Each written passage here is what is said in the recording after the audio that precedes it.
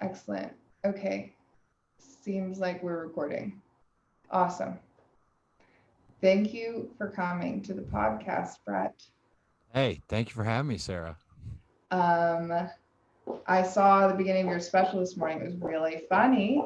I need to continue watching it. End the podcast there. Yeah, yeah, that's it. a Done. 20-second podcast. I got the one compliment I needed. I'm out. You said it was funny. What's the point of the rest of this? Thank you for saying that though. Yeah, I'm pretty proud of it. The hour special's on YouTube. I launched a channel and I self-published it. I turned down offers from some distributors because I say own your own work and I say gamble on yourself. And in the Hey, long arc of my career, I think it's going to pay off.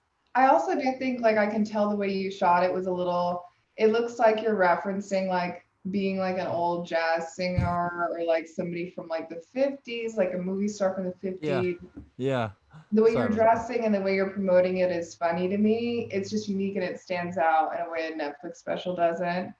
Um, I'm proud of how we shot it. So I had, one of my filmmaking friends, I actually worked for free on it. And, he's a massively talented dude who is shouldn't do that. yeah. But he thought it was really funny and I'm literally will be forever grateful to him. But the point of shooting it, there's a couple things I wanted to have happen when I shot it. First, I wanted no audience shots. Yeah. I find, or even the audience in shots, I don't like when you can see the crowd in a stand-up special because it's just distracting from the material. Right. Because I noticed even whoever it is, my eyes just wander and they just look at the crowd like, oh, did that person find that funny? And Yeah. it's like just watch the jokes and appreciate them for whether you like them or not. Yeah. And the other thing with regards to shooting it is I forget at the moment, but it'll probably come It's back to me in okay. 30 seconds. No, you know whose special I love is like it. I'll never forget it. It's the Maria Bamford one that she does in her like house for her parents only. Oh And wow, like, yeah, have I've you heard of seen that. it? No, I have never seen Oh, it. it's so fucking funny. She's really one of my favorites forever. Yes, Yeah, she she is puts her the parents on the couch. She has a keyboardist. That's it. In the middle of the episode, in the middle of the special, she goes and like gets cookies out of the oven, and they're like kind of burnt. That's great. I mean, she's the person who can do that because she's so good at stand up in a non-traditional way. Yeah, And so her doing these non-traditional forms of filming a special is like it's so like part and right. parcel of what makes her such a dynamo comic. Like she's one of the No, greats. I know, but you know what? We could just talk about Ray Bamford all day if you want. Like, I think okay, she's untraditional, but she's also like super tight, like in the way you Exactly. exactly want to stand up to be tight. Yep. The writing and the acting, like on 100. And then Yeah. what else? She's so optimistic and Yeah. how else Yeah. do you find all that in one person? Like Yeah. never. I agree. I'm gonna tell people if two stand-up specials you gotta watch. You gotta watch Brett Rabel retires from comedy, and then What check out starts first? and then check out Maria. She doesn't need the views. She got paid by No, Netflix. I had to publish mine on YouTube for free. I love that you did that though. That's such dedication. When did you know you were going to do that? I kind of knew all along that's what I wanted to do, but I still shopped it around and I sent it to literally everyone. And I got a few bites, and it surprised me that I got bites because I'm not an anybody. I've said many times, and I believe this to be true. I think I'm the least successful comedian ever to release an hour special. You, I doubt it. I don't know. It's not an. I don't have credits. I think credits are kind of invisible. I think Yeah. sometimes credits are like emperor's new clothes. People cling to them like it makes them better than others, and I just say let the work Sure. speak for itself. Yeah. And yeah, I'm not a person who wants to sit around and wait for validation or anything. I thought I had an hour. I'd been working on it for many years on the road. I had an idea for Oh, a show yeah. that made it different. It is called Retires from Comedy. I did It's retire from funny. comedy It's really funny. yeah. I'll tell you what, Sarah, it only gets That was better. I swear to funny. God. I'm very happy with it, regardless of any results or visibility it gets. Of course, you want that, but I'm like, I'm always will know I was proud of it, and I made exactly what I wanted to make at the time I made it. We only had one show to shoot it too, and Wow. this is why I was. This is one of this. It came back to me. The point I wanted to make. First off, only one show. Most stand-up tapings they tape like 4 shows and they combine the best of them, but we only have Right. one because I don't have the budget, and Yeah. then or the ability to draw a second crowd. Also, it's ball. I don't know. It's just very cool to only have one shot. Like Yeah, the energy that brings to you. it's higher stakes. It's higher stakes. And The other thing is I didn't tell anyone I was filming a special. When the tickets, I didn't say special taping. I didn't tell anyone on stage. I've been to tapings before. They always say to the crowd, "This is a taping, so we need like laugh big." Oh, I wanted to just say I'm done just with comedy. I Just like the premise of you quitting comedy too is like funny for the audience to be like, because like the stakes are odd for them. stakes are high, and they go, "Why?" They're just weird stakes. Like I've never experienced like, especially it's funny because you're young, you know. Well, I tell people it's the comedy tragedy of the year. So funny. I told people you can come to the show and you can watch a man say uncle on his dreams. That's funny. Yeah. It's but there's a reason I retired. The reason is in the special. Sarah Summerlin, you ready for the elevator pitch? Yeah. This is the only comedy special with a spoiler alert, a wardrobe change, a retirement announcement, and heavy Michael Bublé presence. So if that doesn't make you want to tune in, what can? I'm in salesman Michael mode. I'm sorry. Bublé. Michael Bublé. You know what? Anytime I like a song by Michael Bublé, I feel guilty. Why?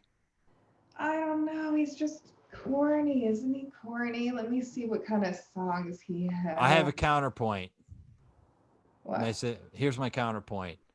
Never feel guilty for liking a song because you're projecting how you think you should feel about taste and like how He's society views corny. taste. Oh, he's corny as hell. Yeah. I mean that yeah, he's so corny. But also No. but like who cares? Like corny shit is good too. We need that as much as we need Paul Simon writing a great, really thoughtful song. We need Well, it all. that's really We cute. need Lizzo, writing about how she's 100% that bitch, and then we Yeah. need No, some you're right. It's, singer-songwriter trying to write something that cuz both of them make you feel. dude, I could not agree more, to be honest with you. This is honestly my all, like my point. Okay, just real quick before we talk about what I want to talk about, that picture of him. Wow. Mm. So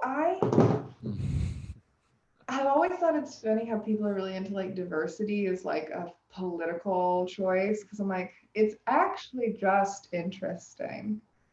Like That's a thought, I yeah. am a curious person who likes to hear from all kinds of people. Yeah. So why wouldn't there be all kinds of people at the show? And I know this because when I first started doing comedy, I didn't really like my first year of material because it felt too like, I was like, why do I have 5 minutes? It's like all about sex and dating. And I was like, oh, because I've been performing at the Creek. So it's like the Creek is full of guys who hate themselves, who love to hear me talk about that. And then when I am trying out material first year that's like less desirable for those guys, and definitely not at all as like what's the word, evocative for them, Mm-hmm. it's I'm not getting reinforced to continue that material. But then when I went to women's rooms or like non-binary rooms, I often felt like I was getting laughs merely for my identity.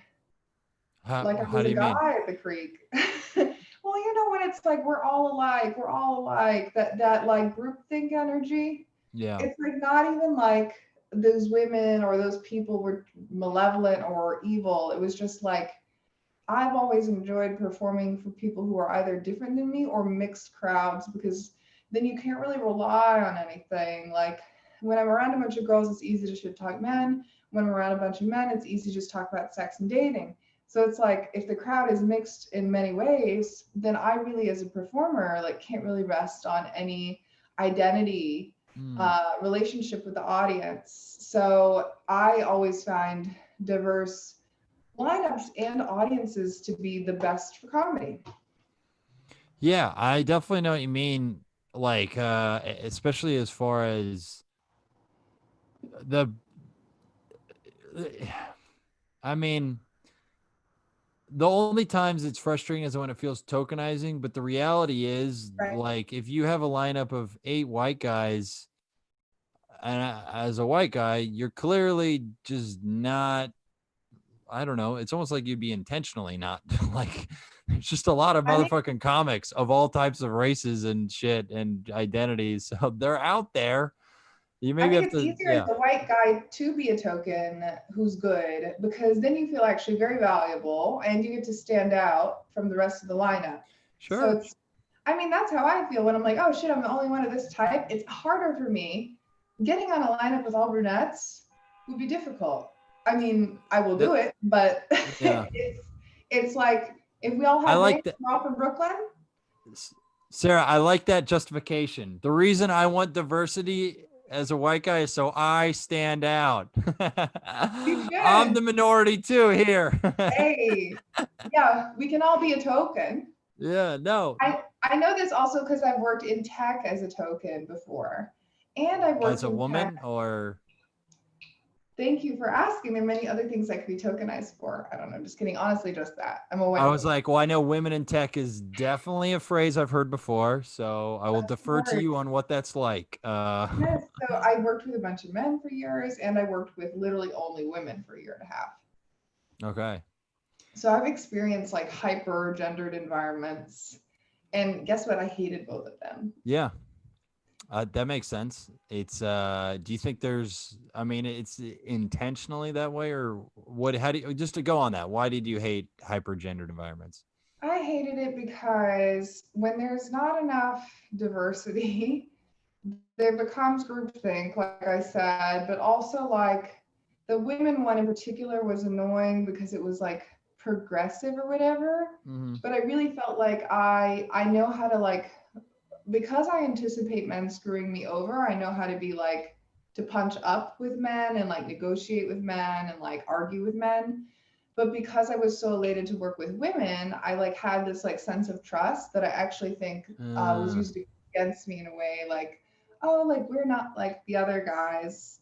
But they were because it's a business. And I should have been a little more thoughtful, like, oh, just because we're all girls doesn't mean yeah. we're not sharks. Like I think if anything, like I should know women for real can be just as sharky in different ways or in the same ways as guys can be. And Yeah. that's very empowering. Like my brand of feminism is that women are trash as well. And you cannot take that from me. I am I, garbage. I couldn't agree more. Not that you not that you are garbage. All I right. mean, I really do resent the idea of just like pedestalizing women. I also don't like the idea of like just straight pedestalizing people Anyway, of color yeah, just because they're that.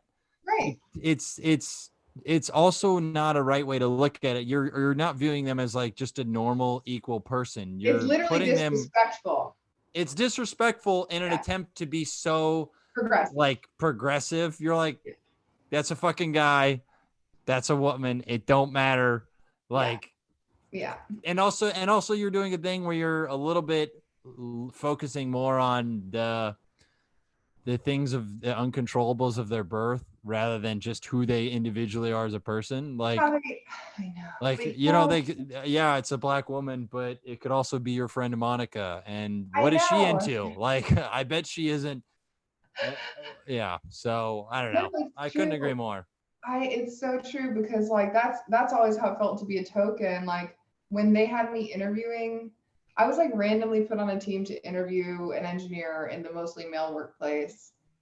It's like a team of 5 engineers interviewing a new engineer. I'm the only woman interviewer, and I'm the most junior woman Hmm. of the interviewers. And I was never asked ahead of time, "Are you interested in interviewing?" It was like lead Android dev, lead DevOps dev, like leads, all the leads, and then me, who was like mid-level. But the thing was like, I had no time to prepare to interview. Usually I would want to prepare how I'm going to interview someone. It was like it didn't matter how I interviewed them. And it was like, oh, why doesn't it matter how I interview them? Oh, because I'm not interviewing them. Like I'm being used as a branding tool for the company so that they know there's a talkative white woman there that they could talk to if they choose to join the company. It And felt I like was they like, were. they Yeah. were using they were tokenizing me. And like, the thing is, like, you can't call out a tech company on that. I mean, you can, but like, they're so decimals, they don't even realize what they're doing wrong. They're like, we're giving women an opportunity to have power in the workplace. I'm like, yeah, but like, for what reasons? Because I'm good, or because like I'm going to help you attract talent? I think we all know that the primary thing is the latter, because otherwise you would have let me prepare on how I was going to interview him. They just wanted to So trot you out to show, like, see, woman, see, look good on her hind leg. I hate it. on your hind leg. I'm just as mediocre as any guy, and I don't want anyone to forget it. That's yeah. No, it's a very it's kind of interesting because I feel like if you make the extreme version of conservative and liberal, here's what I feel like they are. The extreme, like the polarized point, conservative people, they actually like the well-meaning ones do they want to exist in like a post-racial world. Like I don't see color and your race doesn't matter. And Yeah, that is the true. dream, the That is dream. but it's wrong because it's society has seen color and like laws and shit see color. So it's Right, we're not post-racial. Like right. but and then We're liberals not sometimes sorry, go ahead. we're not post gender, we're not post Yeah. race, we're not post sexuality, and But we never will genders be, because diversity is always gonna come up naturally. So like being quote beyond something like that doesn't really make sense. It's very hard because also people are naturally tribalistic, and yeah. naturally more people who look like them. I actually don't think that an impulse is anything unethical. I think it's kind of maybe like a bug in the hardware, where it's like I relate more to people who look and talk like me because I look and talk like this and I understand me-ish. And communication is so hard in general, even with people who look and talk like you, that it's like, I got in plenty of disagreements with women who look like me. And Yeah. then like imagine if I have like a different way of like, some like the gender norms where women are more submissive and sweet and men are more aggressive. It's funny, like men are aggressive with each other almost as a sign of respect. And I do it too with them. But then I actually have tried to do that with women. And I feel like I actually end up apologizing a lot and that they feel attacked. But it's like, damn, like if I've just spent so much time with people who argue pretty aggressively, like not because they're not, but because they're trying to figure something out. And like that's just the communication style. So it's like, anyway, I just totally understand that things are always going to be diverse. They're always going to be diverse.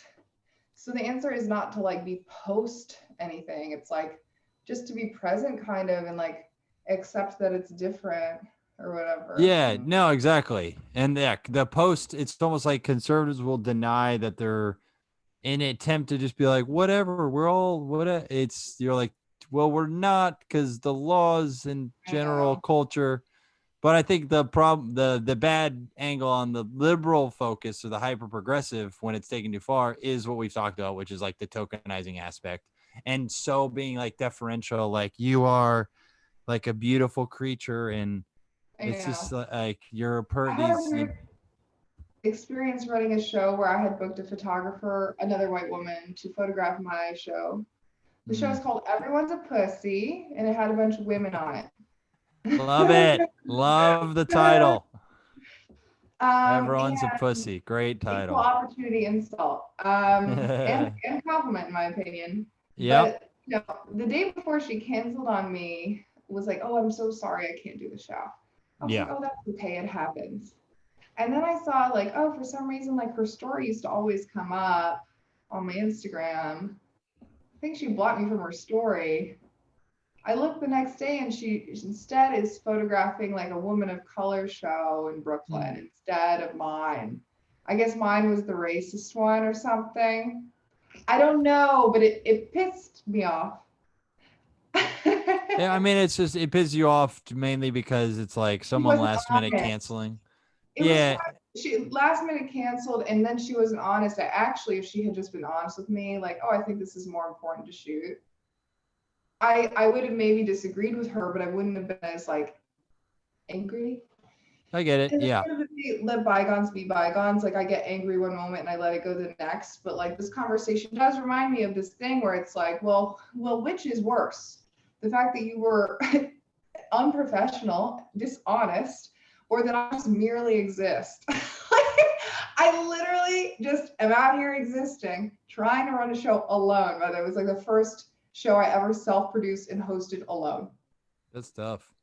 It's Yeah. hard to do. It's Yeah. harder when your photographer cancels on you, I'll tell you that. You're juggling a lot of plates. But it's okay. It's fine. I There's have to so leave right now. I got to go be on a Women of Color podcast real quick. oh. My face. You're the perfect talk in that show. Yeah. They wanted me to speak about what it's like. But anyway, something I liked about your special, I watched like 10-15 minutes this morning. Yes, keep upping the number. It started at 5-7 minutes. Now it's 10-15. Did I say Yeah. 7? I'm just kidding. I don't remember what you said actually. No, by the end of it, you're like, I watched the first 3 hours. It's longer than Lord of the Rings. No, I watched it. It was cool. You mentioned my favorite restaurant. Buffalo Wild Wings. Wild Right? Wings. Yeah. Hell yeah. That's your favorite restaurant. Mm-hmm. Go. Why? How come? Family friendly atmosphere. It has an app. It has rewards. I'm friends with the bartender named Rico. I like that people go with their friends. I like that people go on dates. I like sports because I don't understand them. I like that perspective. Most people go, I don't like a thing that I don't understand. And you Oh, go, I also well, love hot wings. you love hot wings. Favorite food since I was 7. I had them at Applebee's the first time. What level or what highness of spicy do you go to? I'm sure Classic buffalo. I'm not trying, and I'm not mild. I'll go if there's a heat level. I'm definitely tending towards like right of center, aka hot. right But of I'm center. I like that.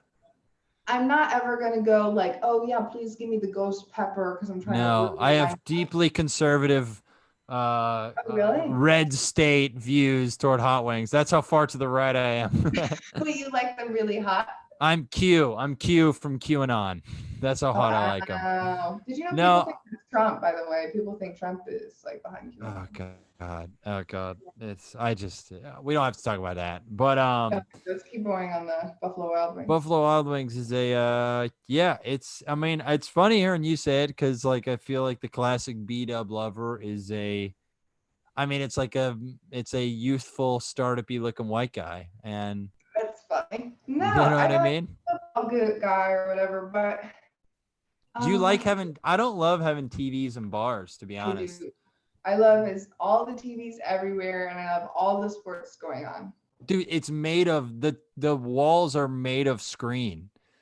It's like, you know what? Okay, so one time I was at Buffalo Wild Wings, I asked them to put on The Bachelor, and I made the argument that The Bachelor was a form of sports.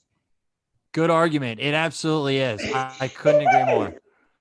They're trying to win the girl, and they're hyper masculine, and they have to show feats of strength. Yep. It's competition. They're competing to win the prize, which is the woman. That show, it's weird when I watched the first episode of The Bachelorette this past year. Mm-hmm. It's like so weird that they're like, Claire, I love Claire. You're like, you haven't even met this woman. Like, what do you love? I know. You know, I know they have to do that, and the producers encourage that because it's screen time and it's the narrative of the show is like, I want to be with you. But like, if I were on that show too, it'd be like, I don't freaking know if I want to marry you. Like, they like the idea of being picked by someone who is wanted. Yeah, obviously, it's a pretty woman and all that, but but also it's funny too because that show used to be more real, like before social media. It's funny to watch, like, I'm here for the right reasons. It's always been like a classic conceit of The Bachelor. Yeah, and it was always real, but like back before social media, you didn't have as much to gain. Now it's on your Oh, Instagram right away, and your Instagram will blow up. You're guaranteed probably hundreds of thousands of followers if you and just get casted. then you can just start selling fucking mops and Anything. whatever branded energy drinks content. Yeah. $5,000 a post type of shit. Oh, and Yeah. it's so gross too. Like it's funny because they finally have like a woman of color lead, which is great. I mean, they've had one before. Rachel was awesome, but like the guys they pick are still so stereotypical. Like they're not. Even in terms of like race, like there's just zero diversity in terms of the kind of guy or the kind of girl.